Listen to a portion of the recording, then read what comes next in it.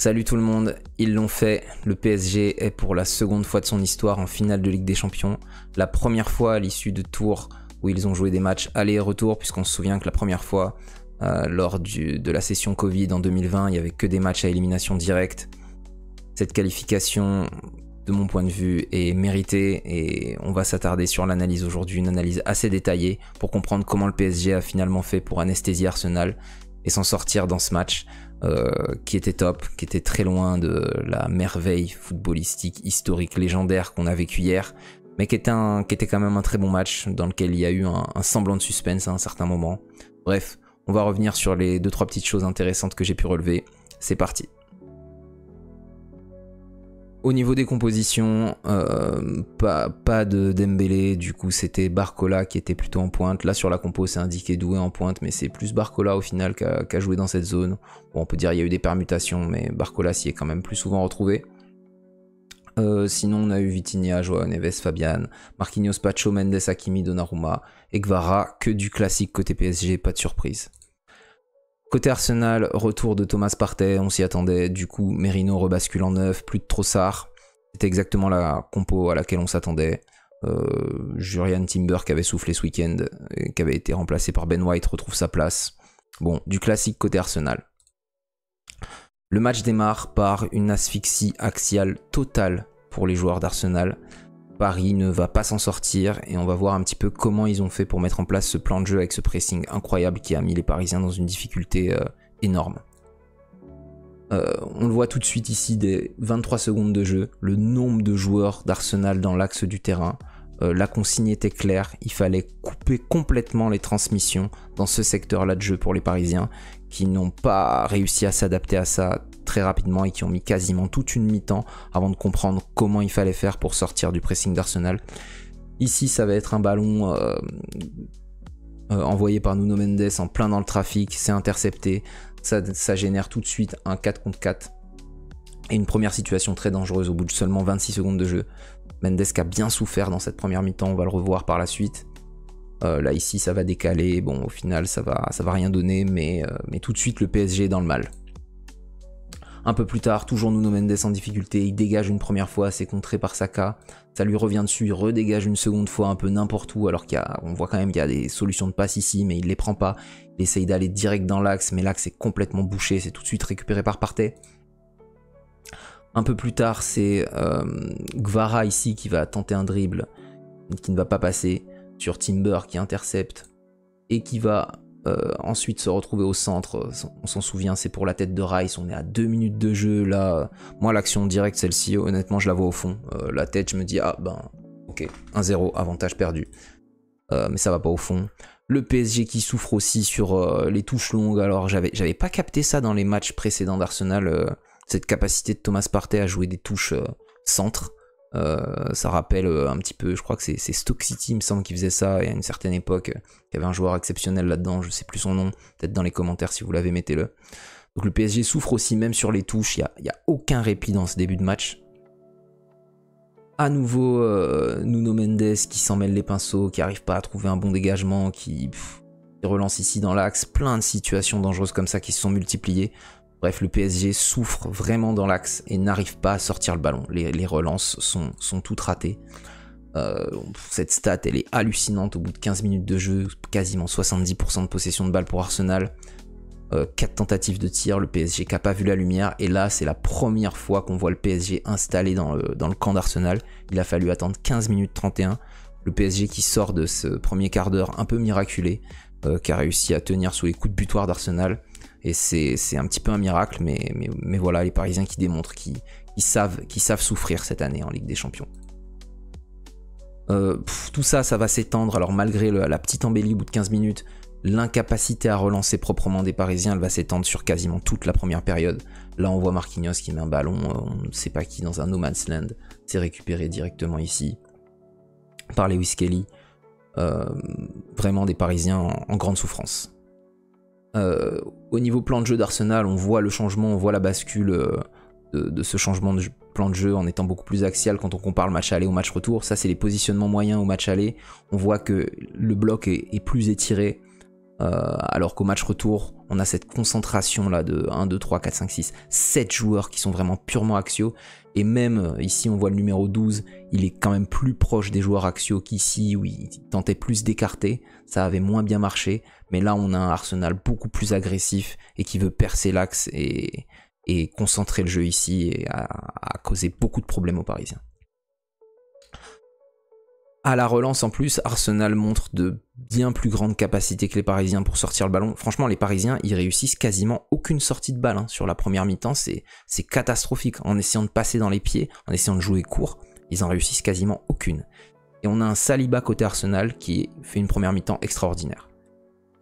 Rampe de lancement et il fait une espèce de masterclass de toutes les manières possibles de comment on relance. Il le fait par les courses.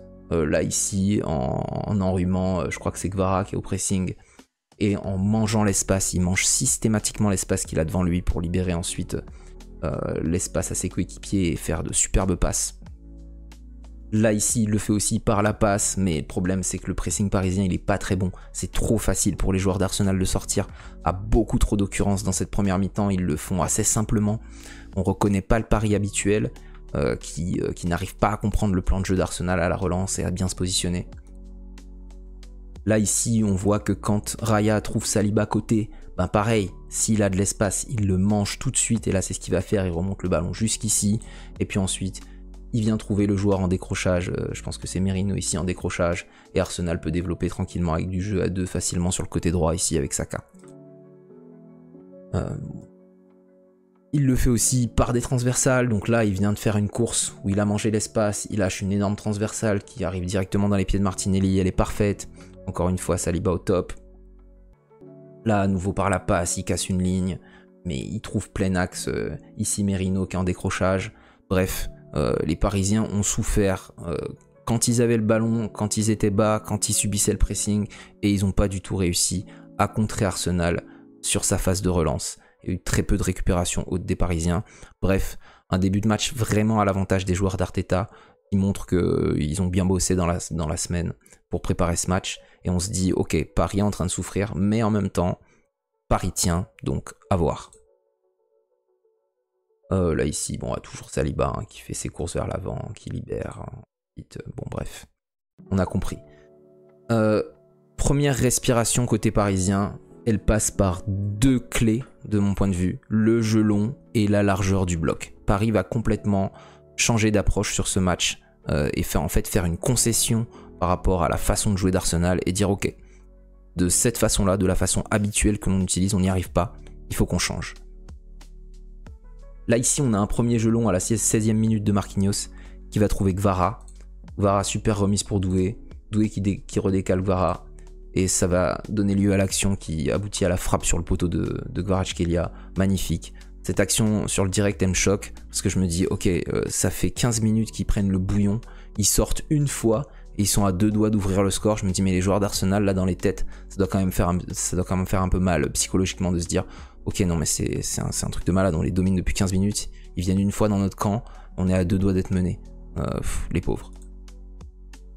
Un peu plus tard, il y a cette faute de Rice sur le super pressing de Kvaratskhelia, c'était sur une passe de Raya qui fait une passe un peu trop dangereuse à destination de Rice. Kvara passe devant, le tac de Rice, carton jaune, coup franc, et c'est de ce coup franc que va venir l'ouverture du score magistral. Donc coup franc de Vitinha, on a ici la déviation de la tête de Partey qui remet trop dans l'axe, et là on a ce banger absolu de Ruiz. Alors bon, nuancé par le fait que je m'en rends pas compte tout de suite sur le direct, mais je crois que en fait la balle est déviée par les abdos de Saliba. Mais sur le direct, je suis persuadé qu'elle est pure et qu'elle est nette et qu'elle est. Mais je crois qu'elle est déviée. Dites-moi dans les commentaires si j'ai raison ou si j'ai mal vu. À un moment, j'ai un peu douté. Voilà, bon, bref, magnifique but. Le PSG qui prend l'avantage, qui s'est fait retourner complètement pendant 15 minutes et puis là. En très peu de situations, il passe devant, on se dit ok, ce PSG a changé. Et ce PSG semble, comme je l'ai mis dans le titre, imperturbable, insubmersible, c'est fou. L'approche, elle change aussi défensivement. On a un PSG qui joue avec un bloc extrêmement bas. Regardez là, tous les joueurs dans cette zone. une ligne de 5, une ligne de 2, et surtout il supprime un espace à Arsenal qui pouvait exister un peu plus tôt dans le match, c'est l'interligne ici, entre les joueurs en position de défenseur et les joueurs au milieu. Il n'y a plus d'espace dans l'interligne du tout. Regardez la différence avec la 10e minute, quand le PSG défendait. Ils étaient déjà que 4 derrière, avec 2 joueurs seulement devant.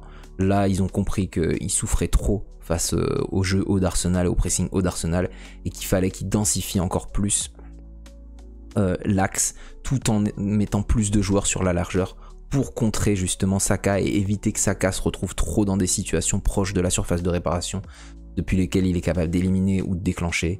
Donc le PSG va blinder et va jouer ultra bas. Regardez ça là, il y a tous les joueurs parisiens, ils sont dans les...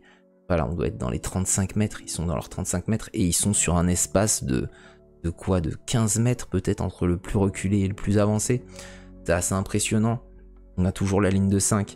Ils vont même parfois carrément aller jusqu'à faire une ligne de 6 joueurs pour vraiment contrôler le côté de Saka. Il n'y a que des prises à 2, voire à 3 sur Saka. Et à partir de là, progressivement, Arsenal va de plus en plus galérer à trouver du jeu. Et le PSG va défendre de plus en plus sereinement au fur et à mesure que le match va avancer. Alors, au-delà de tout ça, c'est bien d'améliorer son plan de jeu, mais il faut aussi être présent dans les duels, il faut aussi être présent physiquement, et c'est ce que le PSG a parfaitement su faire. 58% de duels gagnés dans ce match, 66% de duels aériens remportés. On pouvait se dire qu'avec Merino devant, ça allait être plus solide que Trossard, et ça allait poser plus de soucis à la charnière, mais pas vraiment. Ils ont parfaitement géré ça, ils ont très bien défendu en bloc bas. On a aussi quoi on a aussi des stats assez hallucinantes, 50 récupérations, 30 tacles, 7 interceptions, et un PSG qui vraiment renie ses valeurs sur ce match, qui accepte de concéder ça et de renier totalement ses valeurs. 45 dégagements. Je pense pas avoir vu un match du PSG cette saison où il y a 45 dégagements du ballon, où ils essayent pas de sortir proprement. Vraiment, ils ont abandonné ce plan de jeu. Arsenal les a fait abandonner ça, et c'est quand même assez fort ça de la part des Gunners. Côté individualité, Donnarumma et Ruiz, encore une fois, monstrueux. Les deux pestiférés de l'année dernière qui font une phase finale de Ligue des Champions, là, excepté le match aller contre Liverpool pour Donnarumma, c'est que des masterclass. Cet arrêt là sur la frappe d'Odegaard, c'est juste n'importe quoi. J'arrive même pas sur le direct, je vois même pas le ballon.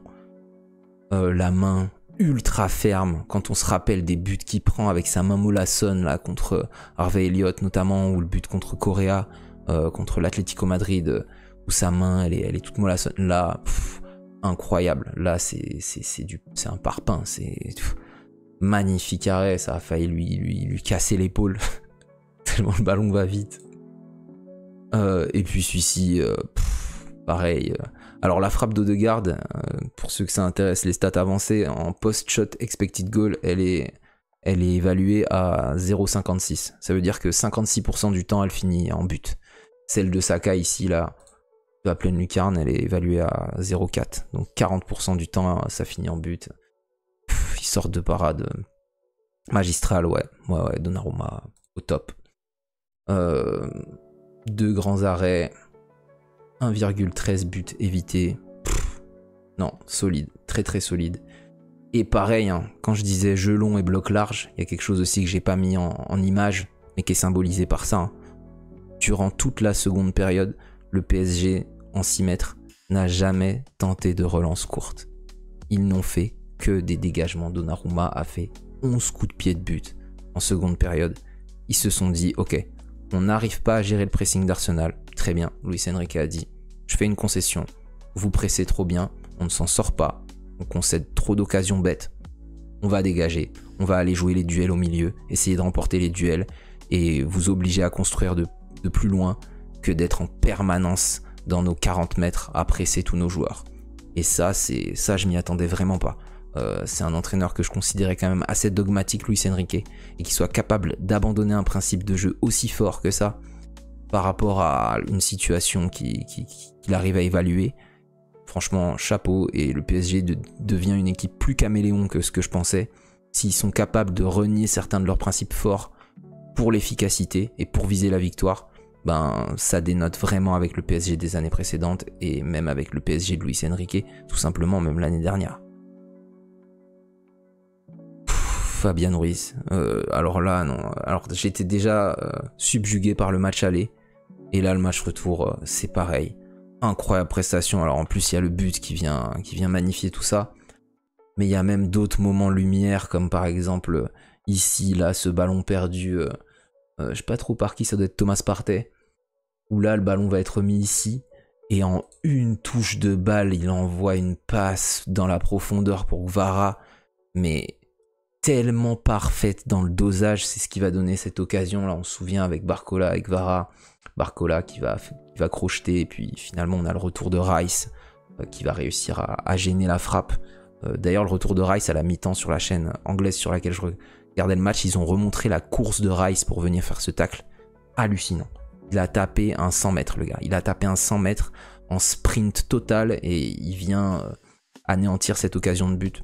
Rice, ouais, au top aussi ce joueur, incroyable. Et puis enfin pour finir, dernier point, la loi des surfaces. Ouais, parce que même si au final on se dit que le PSG passe plutôt facilement, il y a quand même eu ce moment là où Saka peut ramener Arsenal à 2 buts partout, où il resterait 15 minutes en comptant les arrêts de jeu. Et là, ça a raté ça. Tu peux pas rater ce genre d'occasion là en demi-finale de Ligue des Champions. Et Arsenal paye très cher son manque d'efficacité. Quand on voit le but de Dembélé au match aller, honnêtement, il est tellement dur à mettre, et il la met. Et c'est ça. Les Parisiens, qui étaient une des équipes les plus inefficaces de la phase de groupe, sont devenus une des équipes les plus efficaces de la phase finale. C'est assez incroyable. Bon, si on enlève le match aller contre Liverpool, évidemment, où ça a été aberrant de manque de chance et d'efficacité. Mais depuis ils sont cliniques. Et on le voit sur les stats pour Arsenal, hein, il peut quand même y avoir quelques regrets pour les Gunners. Hein. 3,14 XG obtenus, c'est énorme. Mettre qu'un seul but en générant 3 XG, non, tu peux pas espérer une finale de Ligue des Champions en étant si peu efficace. 4 grosses occasions. Dur pour les Gunners. Ça nous donne donc une finale de Ligue des Champions PSG Inter. Finale assez improbable, hein, quand on repense au début de saison. Donc c'est l'équipe qui finit 4ème de la phase de groupe face à l'équipe qui finit 15ème. Ils se retrouvent en finale, ça va être un match incroyable. Bon, la demi-finale de l'Inter contre le Barça était totalement légendaire. Je repense à chaque fois à la déclaration de Fratesi à la fin de ce match. Magnifique, d'humilité. Dit, je sais que je suis pas un très grand joueur, mais voilà, parfois avec la détermination on peut vivre ce genre de moment, et qui disait à Marcus Thuram qu'ils allaient le faire. L'Inter, incroyable. D'ailleurs je vous recommande d'aller voir le débrief de ce match de La Virgule fait le point. Je vous mettrai le lien dans les commentaires d'Antoine qui a fait un top débrief de ce match. Mais voilà, bravo aux Parisiens. Je pense que les supporters là, vous allez très bien dormir. Moi aussi d'ailleurs, faut pas que je tarde à y aller. Ouais, 1h30. Cette Ligue des Champions est un cru exceptionnel, on prend trop de plaisir, et hâte d'être à cette finale et voir si le PSG va enfin soulever sa première Ligue des Champions, ou si l'Inter va le faire pour la 4ème ou 5ème fois, je sais plus. 4ème fois je crois. Bon, bref, n'hésitez pas à me dire ce que vous avez vu d'autre dans les commentaires. Pareil, hein, j'ai peut-être dit des bêtises à certains moments, n'hésitez pas à me corriger, comme d'habitude. On se retrouve sinon dimanche pour l'émission à 20h30 sur YouTube comme d'habitude, et sinon la semaine prochaine pour une nouvelle analyse. Ciao tout le monde.